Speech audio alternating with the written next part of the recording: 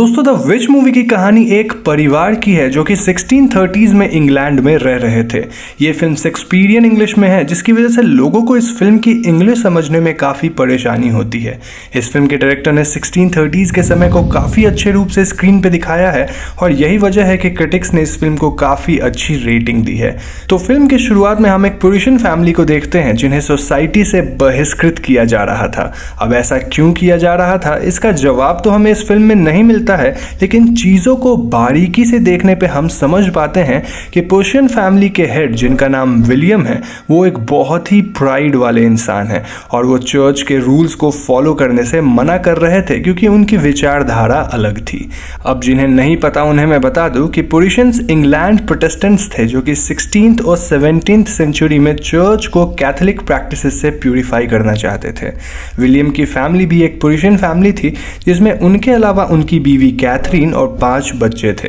इन बच्चों में सबसे बड़ी बेटी का नाम थॉमसिन था, बेटे का नाम कैलिब था, ट्विंस का नाम मर्सी और जॉनस था और एक न्यू बॉर्न चाइल्ड भी था जिसका नाम सैमुअल था।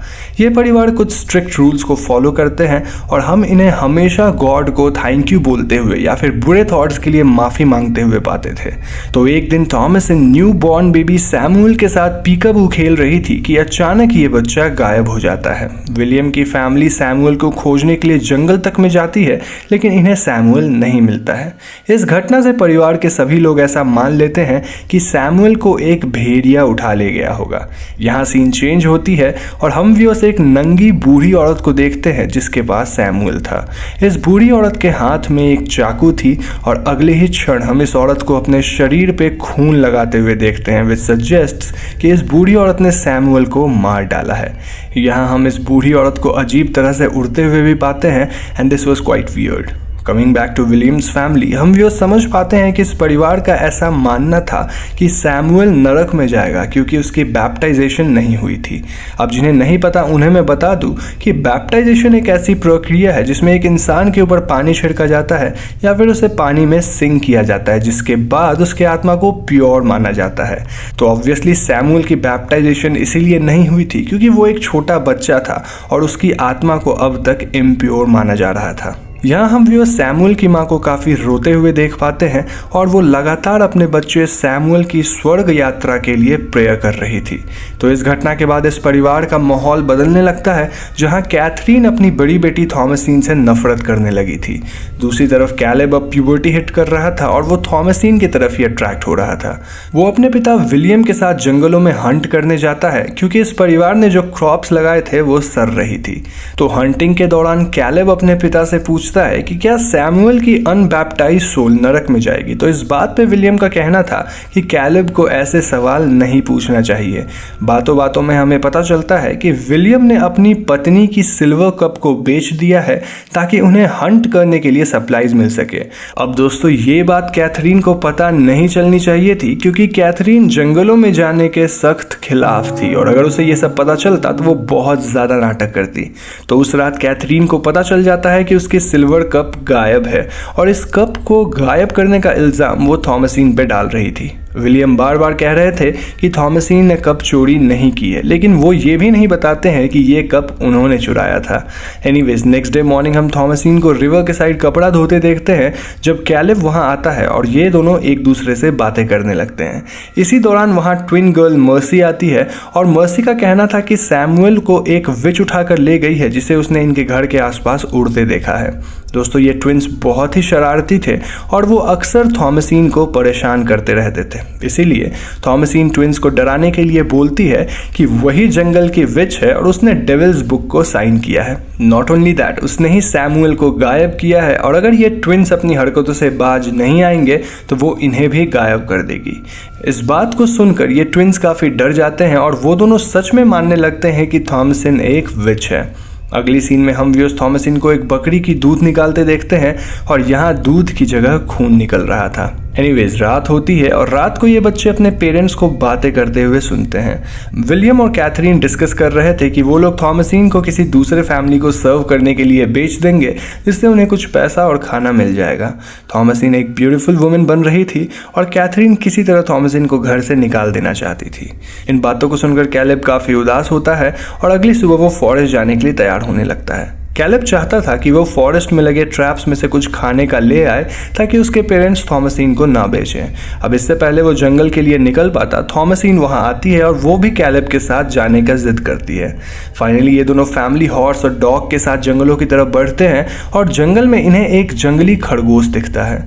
इस खरगोश को देखकर इनका घोड़ा विचलित होने लगता है और इनका कुत्ता फाउलर इस खरगोश को चेज करता है। कैलेब अपने कुत्ते के पीछे दौड़ता है और इनका घोड़ा आउट ऑफ कंट्रोल होकर थॉमसीन को नीचे गिरा देता है, जिससे थॉमसीन बेहोश हो जाती है। कैलेब को जंगलों में आगे बढ़ने पे अपना कुत्ता मरा हुआ दिखता है और इस कुत्ते की बॉडी को किसी ने चीर फाड़ दिया था। कुछ ही दूर आगे बढ़ने पे कैलेब को एक झोपड़ी दिखती है और इस झोपड़ी के अंदर से एक खूबसूरत औरत बाहर आती है जो कि कैलेब को सेड्यूस करती है। इस सीन में हम व्यूअर्स इस खूबसूरत औरत की हथेली देख पाते हैं जो कि किसी विच की तरह थी। यहाँ सीन चेंज होती है जहाँ विलियम अपने बच्चे कैलेब और थॉमसीन को ढूंढ रहे थे और इसी दौरान उन्हें थॉमसीन मिल जाती है। कैलेब का अब भी कुछ अता पता नहीं था और कैथरीन इस बात के लिए भी थॉमसीन को ही ब्लेम करती है। कैथरीन का कहना था कि पहले थॉमसीन की वजह से सैमुअल गायब हुआ, फिर उसने कब गायब किया और अब उसकी वजह से कैलेब भी गायब हो गया है। इस बात पे विलियम थॉमसीन को डिफेंड करते हैं और उनका कहना था कि कैथरीन का सिल्वर कप उन्होंने बेचा है। नाउ एज एक्सपेक्टेड इस बात पे कैथरीन पागलों की तरह बिहेव करती है और विलियम गॉड से इस सिन के लिए माफी मांगते हैं।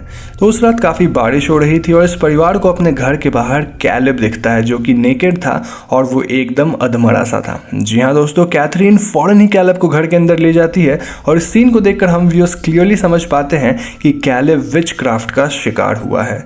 कैलेब अपने मुंह के अंदर से खूनी सेब निकालता है और वो एकदम अजीब सा बिहेव कर रहा था। ये परिवार कैलेब को घेर कर प्रेयर रिसाइट करने लगते हैं और यहाँ हम व्यूअर्स देख पाते हैं कि ट्विंस इस प्रेयर को बोल ही नहीं पा रहे थे। कैलेब अजीब तरह से बिहेव करते हुए जीसस को याद करता है और अचानक वो मर चुका था। कैलेब के मरने से एवरीवन वाज इन शॉक और ये ट्विंस थॉमसीन को विच बोल के चिल्लाना शुरू करते हैं। ट्विंस जमीन पे लेट जाते हैं और उनकी इस हरकत को देखकर कैथरीन पूरी तरह से मानने लगती है कि थॉमसीन एक विच थी। विलियम भी थॉमसीन को घर के बाहर ले जाते हैं और वो उससे पूछते हैं कि क्या वो सचमुच में एक विच है। थॉमसीन इनकार करती है, लेकिन विलियम फोर्सफुली थॉमसीन से मनवाने की कोशिश करते हैं कि वो एक विच है। इस बात से थॉमसीन एकदम फ्रस्ट्रेट हो जाती है और वो अपने पिता पे जोरों से चिल्लाती है। थॉमसीन का कहना था कि उसके पिता ना तो अपने परिवार को खाना दे पाते हैं, ना ही उनका ठीक ढंग से ख्याल रख पाते हैं और जब भी घर में कुछ बुरा होता है तो उसका ब्लेम थॉमसीन के सर पे आता है। इसके अलावा थॉमसीन बताती है कि ट्विंस इनके घर की बकरी ब्लैक फिलिप से बातें करते हैं और विच ये ट्विंस ही हैं। ब्लैक फिलिप लूसीफर है और वही ट्विंस को इंस्ट्रक्शंस देके कंट्रोल करता है। इन बातों को सुनकर विलियम अपने आपे से बाहर हो चुके थे और वो थॉमसीन के साथ साथ ट्विंस को भी स्तबल में बंद कर देते हैं। तो उस रात हम व्यूअर्स कैथरीन को काइंड ऑफ हेल्यूसिनेट करते देखते हैं जहां उसे अपना बेटा कैलेब और सैमुअल दिख रहा था। कैथरीन अपने बच्चे सैमुअल को अपना दूध पिलाती है जबकि रियल में हम व्यूअर्स एक रेवन को देख पाते हैं and that raven was pecking at her chest. यहाँ सीन चेंज होकर स्तबल की तरफ जाती है जहाँ ये तीनों बच्चे एक बूढ़ी औरत को देख पाते हैं जो कि इनके घर के बकरी का दूध पी रही थी। तो अगले दिन सुबह विलियम स्तबल को चेक करने आते हैं और वो देखते हैं कि उनका स्तबल पूरी तरह से बर्बाद हो चुका था। ट्विंस मिसिंग थे, बकरियां मर चुकी थी और थॉमसीन वहां बेहोश पड़ी थी जिसके हाथ में खून लगा था। थॉमसीन को होश आता है और वो देखती है कि बकरी ब्लैक फिलिप विलियम पे अटैक करके उन्हें जान से मार डालता है। अब बची थी तो सिर्फ थॉमसीन एंड कैथरीन और कैथरीन थॉमसीन को ब्लेम करते हुए उस पर हमला कर देती है। कैथरीन थॉमसीन को जान से मारने की कोशिश करती है और सेल्फ डिफेंस में थॉमसीन अपनी मां को चाकू घोंप कर मार डालती है। इस परिवार में थॉमसीन को छोड़कर सभी लोग मारे जा चुके थे और हम व्यूअर्स थॉमसीन को स्तबल में जाते देखते हैं जो कि ब्लैक फिलिप से बातें करने के लिए गुहार लगाती है। थॉमसीन का मानना था कि ब्लैक फिलिप डेविल या फिर लूसीफर है एंड टू आवर सरप्राइज ये बकरी ब्लैक फिलिप थॉमसीन से बातें करने लगती है। ब्लैक फिलिप एक इंसान में तब्दील हो जाता है और वो पूछता है कि क्या थॉमसीन को खाने को अच्छी चीज़ें चाहिए और क्या उसे एक अच्छी ज़िंदगी चाहिए। थॉमसीन हाँ बोलती है और ब्लैक फिलिप उसे अपने कपड़े उतार कर एक बुक साइन करने बोलता है। थॉमसीन इस किताब में अपना नाम लिखती है और ब्लैक फिलिप को फॉलो करते हुए जंगलों की तरफ जाने लगती है। जंगल के अंदर हम व्यूअर्स ढेर सारी विचेस को देखते हैं जो कि एकदम नेकेड थी और ये विचेस एक बॉनफायर के आसपास किसी तरह की रिचुअल्स कर रही थी। थॉमसिन इन विचेस को ज्वाइन करती है और ये विचेस हवा में उड़ने लगती है। थॉमसिन भी इनके साथ हवा में उड़ती है और हम व्यूअर्स उसे ऊंचे पेड़ों से भी ऊपर उड़ते हुए देखते हैं। मूवी यहीं पे खत्म हो जाती है। तो दोस्तों ये थी द विच मूवी की कहानी और इस फिल्म की एंडिंग को देखकर हमारे मन में कई सवाल उठते हैं। सबसे पहला सवाल ये कि क्या थॉमसिन ही विच थी या फिर ये सब किसी और विच ने किया है? ट्विंस कहाँ गायब हो गए और मूवी के एंडिंग में क्या थॉमसिन भी एक विच में तब्दील हो गई? तो मैं यहाँ आप सभी को इस फिल्म से जुड़ी 3 थ्योरीज बताऊंगा ताकि आप अपने हिसाब से इस फिल्म के एंडिंग को जस्टिफाई कर सकें। तो दोस्तों पहली थ्योरी काफ़ी स्ट्रेट फॉरवर्ड है, जहां हम व्यूअर समझ पाते हैं कि विचेस बच्चों को मारकर उनके खून से कुछ ऑइंटमेंट बनाती थी और इस ऑइंटमेंट की मदद से वो उड़ भी पाती थी। मूवी के लास्ट सीन में हम व्यूअर्स ने ढेर सारी विचेस को उड़ते देखा था और ये शायद इसीलिए पॉसिबल हुआ क्योंकि मोस्टली इन विचेस ने ट्विंस को मारकर उनके खून से भी ऑइंटमेंट बनाया होगा। इस फिल्म के मुख्य किरदार थॉमसिन है जो कि एक प्योर और इनोसेंट लड़की है। इस पूरे फिल्म की सेटअप ऐसी लगती है मानो यहाँ की घटनाएं इस तरह से ऑर्गेनाइज्ड वे में हुई ताकि मासूम थॉमसिन डेविल के बुक को साइन कर दे। अब इस बात पे आप पूछ सकते हैं कि डेविल तो किसी और से भी साइन करवा सकता था, लेकिन दोस्तों यहाँ डेविल को सबसे प्योर और इनोसेंट सोल चाहिए थी। थॉमसिन को छोड़कर हर कोई यहाँ किसी न किसी तरह का सिन कर रहा था, जैसे कि विलियम को काफ़ी प्राउड वाली फीलिंग थी, ट्विंस तो बहुत ही बदमाश थे, कैथरीन एक अच्छी औरत नहीं थी और कैलेब लस्टफुल था। सो डेविल के लिए ये काइंड ऑफ एक चैलेंज था जहां उसे थॉमसिन से अपनी बुक साइन करवा के थॉमसिन को एक विच बनाना था। ये फिल्म बेसिकली शो करती है कि 1600s में लोग किस तरह से औरतों के साथ गलत तरीके से पेश आते थे और इसका परिणाम हमने रियल लाइफ में सैलम विच ट्रायल की वीडियो में भी देख रखा है। दिस मेक्स अस वंडर कि उस जमाने में हर एक खूबसूरत, सक्सेसफुल या फिर क्रिएटिव औरत को विच करार दिया जाता था और ये मूवी हमें यही दिखाती है कि ऐसे सिचुएशंस में एक मासूम लड़की किस तरह से गलत राह पे चल पड़ती है। थॉमसिन के साथ भी ऐसा ही हुआ जहां उसके पास डेविल के ऑफर के अलावा कोई और उपाय नहीं था। वो शहर भी वापस नहीं जा सकती थी क्योंकि लोग उसे वहाँ विच बोलकर मार डालते। इसीलिए उसने डेविल के बुक को साइन कर दिया ताकि एटलीस्ट वो विच बन के अपनी जिंदगी तो जी पाएगी। तो पहली थ्योरी से हम यही समझ पाते हैं कि थॉमसिन एक विच नहीं थी, लेकिन परिस्थितियों ने उसे एक विच बनने पे मजबूर कर दिया। नाउ सेकेंड थ्योरी काफ़ी इंटरेस्टिंग है, जिसके हिसाब से इस फिल्म में कोई विच थी ही नहीं। जी हाँ दोस्तों, अगर आप इस फिल्म को गौर से देखेंगे तो यू विल नोटिस कि हर एक विच वाली सीन से पहले थॉमसिन को सोते हुए दिखाया गया है या फिर विच वाली सीन के बाद थॉमसिन को नींद से उठते हुए दिखाया गया है। इसका मतलब ये है कि थॉमसिन ये सब सपने में देख रही थी और रियलिटी में कोई विच थी ही नहीं। अब आप ये पूछेंगे कि अगर ये थियोरी सच है तो आखिर सैमुअल कहाँ गायब हुआ और ये पूरी परिवार कैसे मारी गई? तो मैं आपको बता दूं कि सैमुअल को किसी जानवर ने मार डाला होगा और ये पूरी परिवार भूख की वजह से पागल होकर मारे गए, लेकिन थॉमसिन अपने सपने में इन चीज़ों को विच वाले एंगल से पिक्चराइज कर रही थी। इस थियोरी को सपोर्ट करती है मूवी की एक सीन जहां हम व्यूअर्स कैथरीन के सिल्वर कप को बैकग्राउंड में देख पाते हैं, जबकि इस सिल्वर कप को तो विलियम ने बेच दिया था। दिस सिग्निफाइज कि थॉमसिन ने ये कप बेचने वाली बात भी अपने सपने में ही देखी होगी और जो कोई भी विच वाली इंसिडेंट इस मूवी में हुई है वो सब थॉमसिन का एक सपना था। Now I know this theory is a little far fetched और मैं खुद भी इस थियोरी में बिलीव नहीं करता हूँ, लेकिन कुछ लोग इस थियोरी को सही मानते हैं। Now the last theory and it says कि थॉमसिन हमेशा से ही एक विच थी जिसने एक एक करके अपने परिवार वालों को मरवा दिया है। मैं इस थ्योरी में भी पर्सनली बिलीव नहीं करता क्योंकि मूवी के लास्ट सीन में हमने क्लियरली थॉमसिन को विच बनते हुए देखा है। इसका मतलब ये कि थॉमसिन पहले तो विच नहीं ही थी, लेकिन कुछ लोग इस थ्योरी को सही मानते हैं।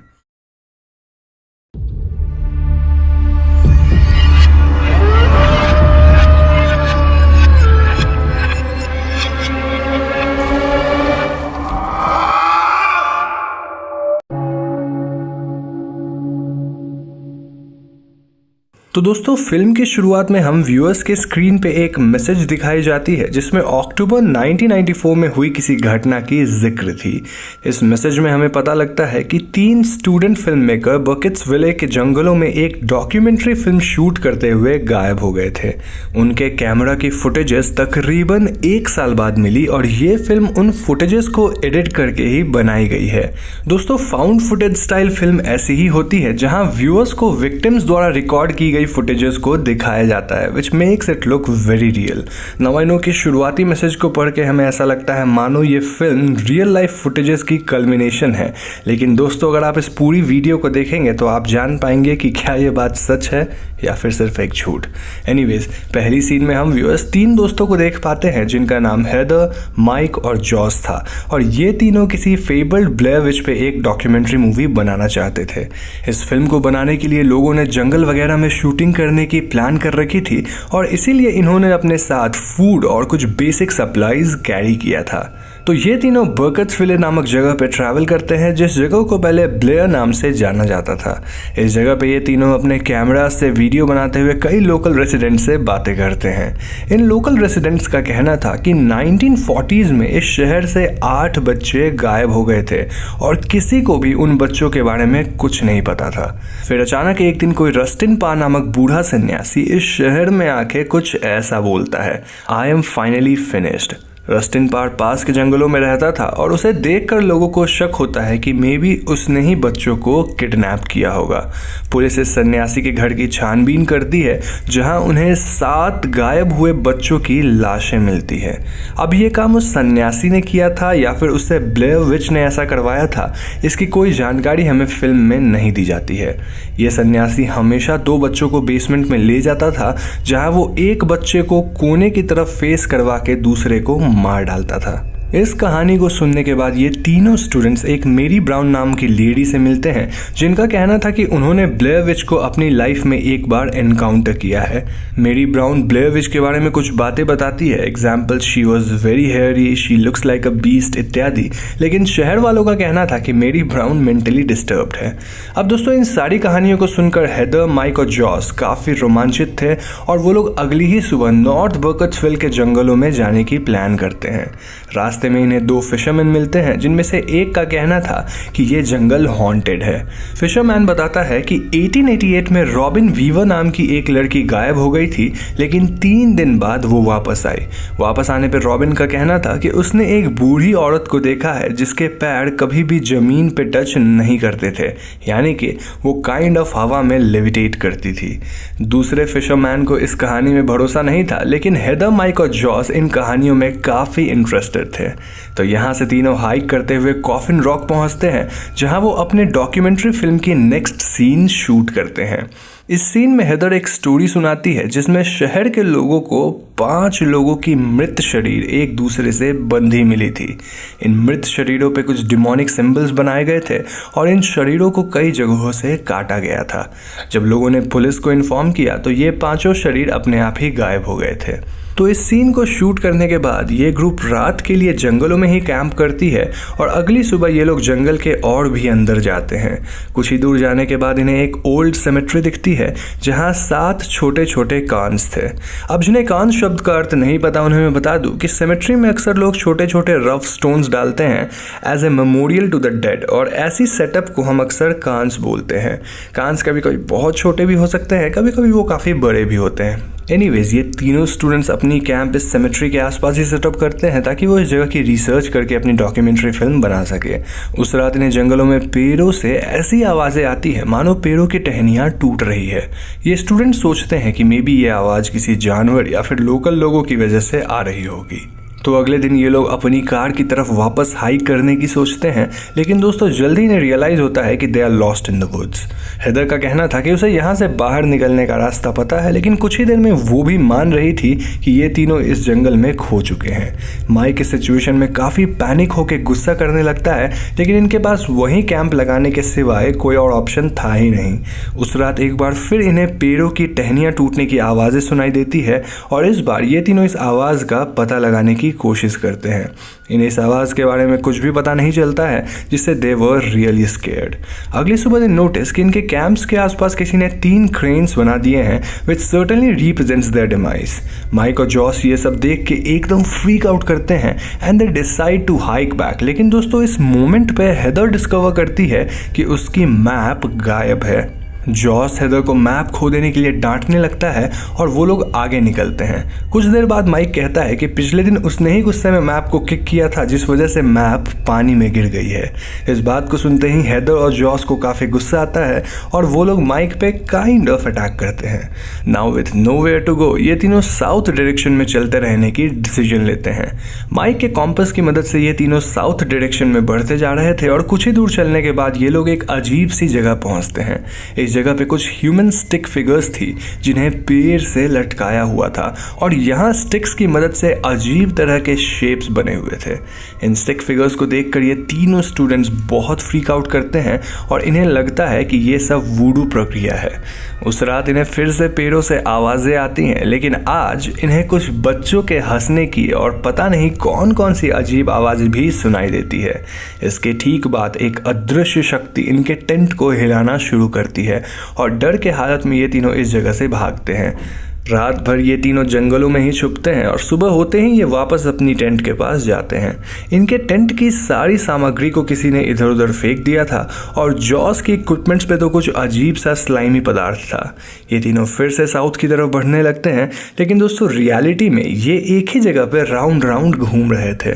15 घंटों तक चलने के बाद Josh suffers a breakdown और वो हेदर को इस सिचुएशन के लिए दोषी ठहराता है।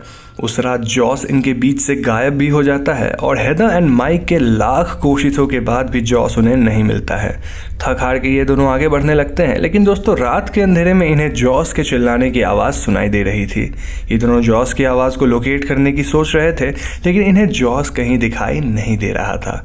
हेदर और माइक अज्यूम करते हैं कि मे बी ये किसी तरह की ट्रिक है ताकि ये दोनों टेंट से बाहर आ जाएं और इसीलिए ये लोग अपनी रात टेंट में ही बिताते हैं।